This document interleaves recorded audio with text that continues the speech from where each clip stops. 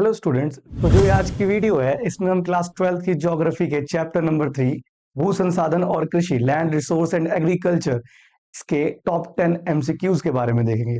देखिए, जिस तरह से आपको बाकी चैप्टर्स के भी टॉप 10 एमसीक्यूज मिल रहे हैं, वैसे ही इसको भी बहुत ध्यान से देखिएगा ताकि आपके 3 मार्क्स और 5 मार्क्स के जो आंसर्स हैं वो स्ट्रांग हो सके। देखिए, सबसे पहले अगर हम क्वेश्चन से बात करें तो हमारे पास पहला क्वेश्चन आता है कि खाद्य उत्पादन में भारत का स्थान।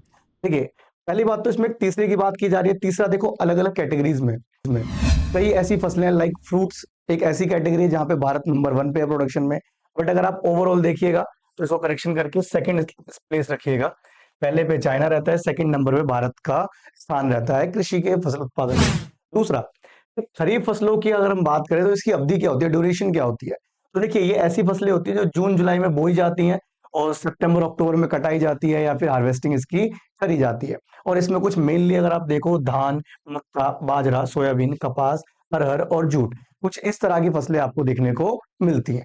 उसके बाद थर्ड क्वेश्चन में अगर हम देखें तो भारत की जो रबी फसल है, ये हम लोग कब बोते हैं, कब काटते हैं, इसकी अवधि क्या है। अक्टूबर नवंबर में इनको बोया जाता है और मार्च अप्रैल में इनको काटा जाता है, इनकी हार्वेस्टिंग करी जाती है। ओवरऑल समझिएगा कि भारत में जो फसलों की ऋतु है वो 3 ही माने जाते हैं, खरीफ, रबी और जायद। ठीक है, जिनमें से खरीफ आपकी जून जुलाई में बोई जाती है, सितंबर अक्टूबर में काटी जाती है, और आपकी रबी से अक्टूबर नवंबर में बोई जाएगी और मार्च अप्रैल में काटी जाएगी। और उनके बीच का जो गैप आता है वहां पर आपको जायद वाली फसलें देखने को मिलती हैं।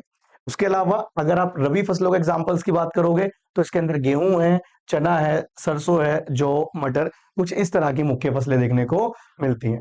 नेक्स्ट इसमें बात करें, आगे बात आती है सरसों की, कि सरसों के प्रोडक्शन में इंडिया में कौन सी स्टेट है जो सबसे आगे अग्रणी है या लीडिंग स्टेट है।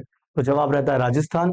उसके अलावा कौन सी भूमि स्थायी चरगाह के अंतर्गत आती है, परमानेंट पेस्चर के अंतर्गत आती है। तो इसको हम कहते हैं घास के मैदान, बेसिकली ग्रास लैंड, यानी ऐसी जगह जहां पर एनी टाइम चरवाहे के लिए अवेलेबल होते हैं संसाधन।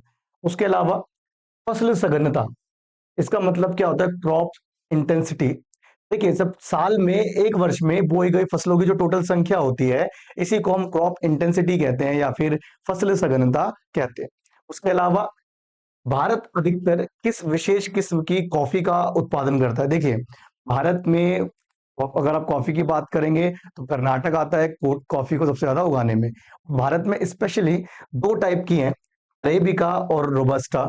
ये 2 कैटेगरी है जिसकी कॉफी सबसे ज्यादा भारत में उगाई जाती है।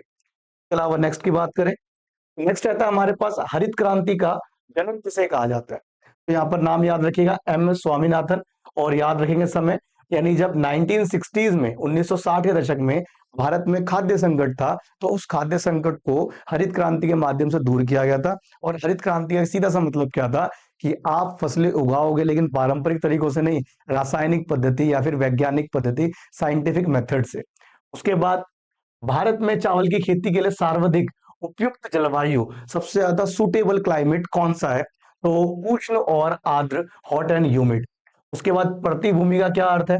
देखिए, ऐसी जमीन जहां पर अस्थायी रूप से बिना बोई गई भूमि हो, जहां पर परमानेंट काम चलते हो, इस तरह से। ठीक है, और लास्ट में याद रखेंगे, आपके लिए कमेंट में आंसर दीजिएगा कि प्रमुख नकदी फसलें कौन सी होती हैं, यानी कि जो सिर्फ व्यवसायिक दृष्टि से उगाई जाती है।